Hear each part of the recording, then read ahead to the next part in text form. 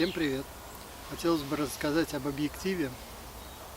Этот объектив советский, и всем он знаком, особенно фотографам со стажем. Он не так стар, и это один из объективов Зенитар.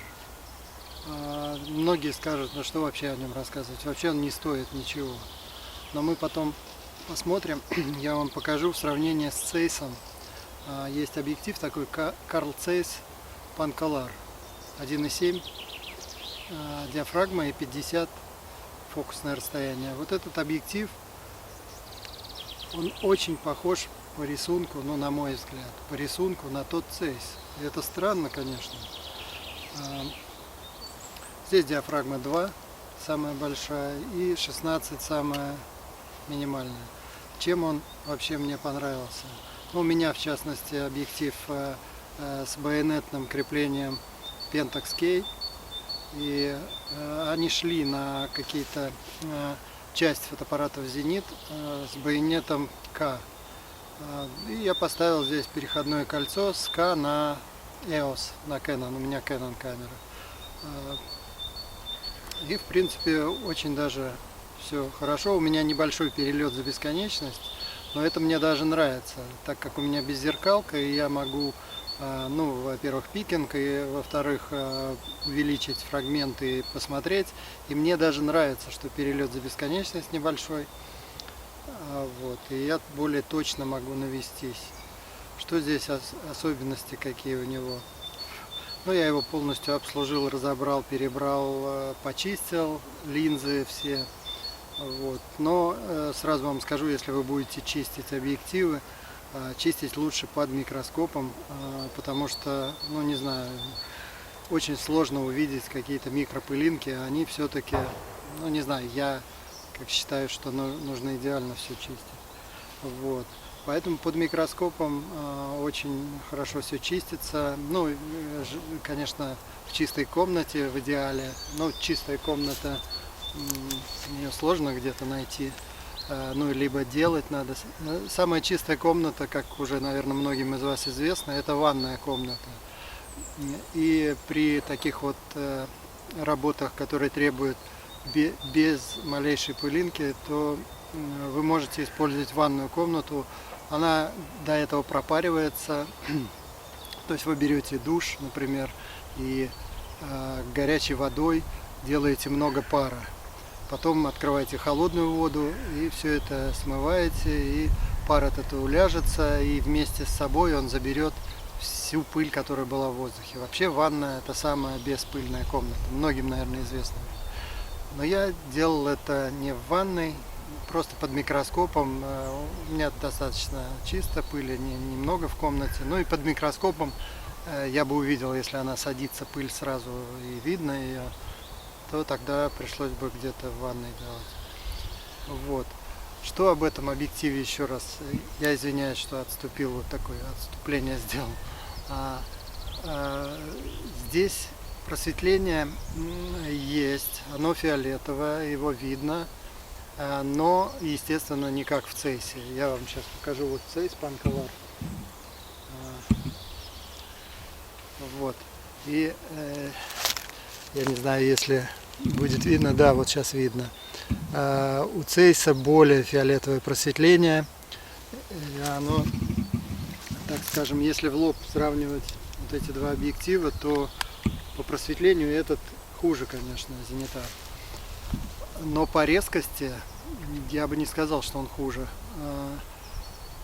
Я убавлял резкость, чтобы снять какие-то портреты, ну, чтобы потом на постобработке не снижать резкость каждый раз. Я заметил, что в каждом кадре от нормы, если я снимаю на дефолтных установках, и когда в DPP, ну, в программу обработки выгружаю фотографии, RAW файлы, то потом мне приходится уменьшать резкость. То есть по умолчанию он более резок, для портретов он не очень подходит, как бы.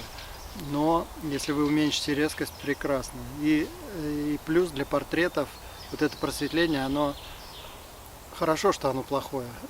Вот, потому что всякие мелкие морщинки, они скрываются за счет какой-то, возможно, дифракции или чего-то еще. Ну, в общем, они скрываются. Но именно мелкие, а крупные какие-то выразительные черты, это все остается.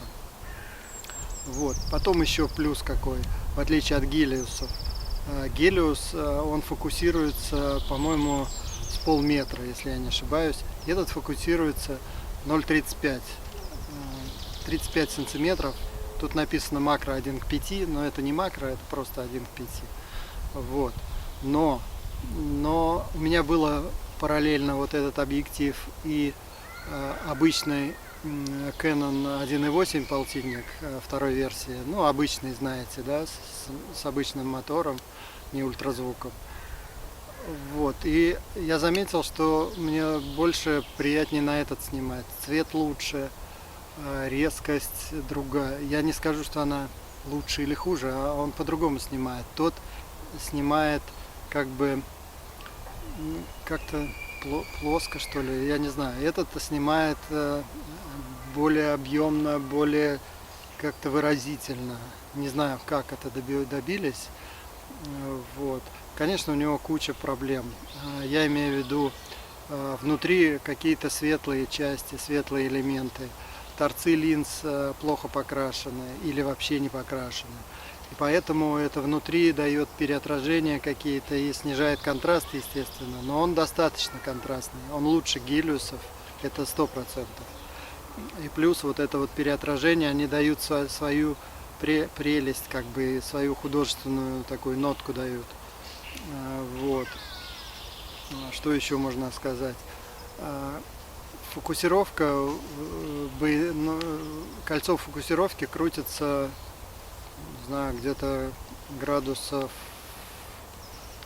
180, наверное, сейчас я посмотрю. Да, где-то 180 градусов. Это достаточно удобно, но вот у Цейса, у него подлиннее фокусировка, это более удобно для попадания в точную звенящую резкость. И, конечно, Цейс Pancolor, вот этот вот, который 1.8, с которым я буду сравнивать, и потом я вам покажу фотографии, он резок на 1.8.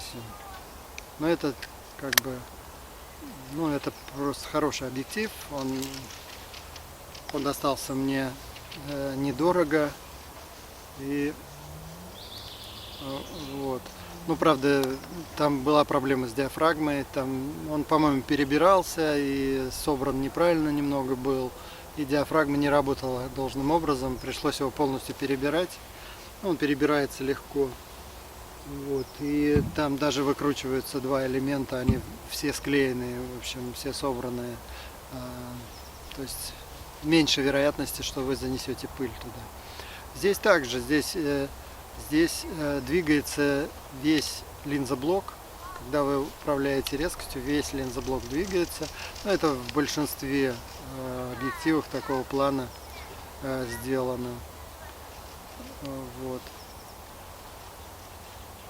Ну вот все, что, в принципе, я хотел вам про него рассказать. Прекрасный объектив, маленький. Вот у меня беззеркалка, и у меня Canon EOS RP. И там приходится на переходник ставить такие объективы. Но, в принципе, он очень маленький даже с переходником. Вот. Вот такой объектив. Далее мы посмотрим образцы снимков с него и с Цейса и сравним. И тогда вы увидите, что этот объектив довольно-таки неплох.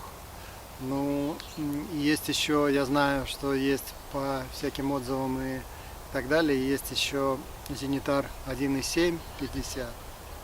Говорят, что он очень резок и хорош. Но мне не нравится, что у него, по-моему, с полметра начинается, МДФ полметра. Вот, а это все-таки, не знаю, цветочки снимать с полметра, конечно, не получится. А этот прекрасные цветочки и все такое. Вот. Но, конечно, на кропе 50 это не очень приятно. Вот. На полном кадре достаточно терпимо, но если, конечно, пейзажи какие-то снимать, конечно, 50 это слишком узко, хотя бы 35 надо. Но и на 50, я думаю, все можно очень даже хорошо снять. Всем спасибо, ставьте лайки, если понравится видео. Всем пока. Ну давайте теперь сравним фото, сделанное на Zenitar и на Zeiss Pancolor 51.8. Ну вот слева вы видите на Zenitar снято и справа на Zeiss. И квадратами выделены увеличенные фрагменты, которые мы сейчас увидим. Ну, как я сказал, небольшое отличие Zenitar от Zeiss. Zeiss цвета более яркие, контраст чуть-чуть повыше. Вот. Ну, в принципе, вы видите сами. Ну вот слева увеличенный фрагмент Zenitar, и видно, что как бы не очень резкое изображение. Справа Zeiss, конечно, лучше. Это видно. Ну вот, сами можете убедиться. Давайте перейдем к следующему кадру. Ну вот здесь вы видите, что Zeiss даже непонятно здесь. Здесь Zeiss вроде бы даже похуже, что ли. Как-то странно все выглядит. Очень странно.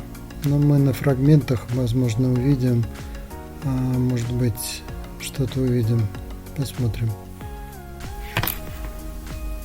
Ну вот, даже Zenitar кажется получше здесь. Хотя на кресте мы видим, что пересвет небольшой, но по детализации Zenitar, мне кажется, как-то даже лучше. Посмотрим дальше, что мы увидим.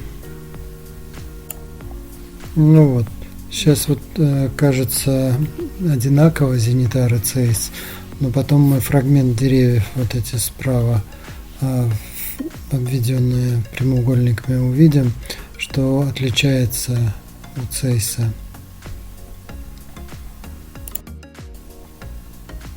Ну вот, тут сразу видно, что Zenitar полностью каша. Да, понятно. Но может быть это мой экземпляр. Не знаю, посмотрим. Ну вот здесь немножко почему-то цвета странные. Но Zeiss более теплый, Zenitar, видимо, тут небольшой контровый, но не совсем он в облаках свет, но был такой достаточно яркий свет. Ну тут вот видите, что Zenitar уступает Zeiss. Zeiss более все четко. Вот решетка на окне. И вот эти дощечки. Ну, в общем, да, уступает. Ну, куда же без кирпичных стен. Сейчас посмотрим угол кадра, а потом центральную часть я увеличу и посмотрите, как в центре и по углу.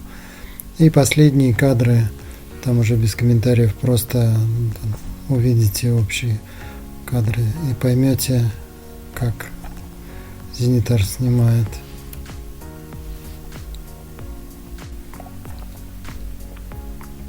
Ну, вы видите, что Zenitar не такой резкий на углах, как Zeiss. Ну, и это понятно. Вот. Ну, дальше вы посмотрите центр кадра. Ну, а я с вами прощаюсь. Еще один момент. У меня на канале есть видео, где я пытался исправить Zenitar и закрасить линзы, торцы линз Можете посмотреть, что из этого вышло. Вот, а я с вами прощаюсь. Ставьте лайки, подписывайтесь, если все понравилось. Всем спасибо. До свидания.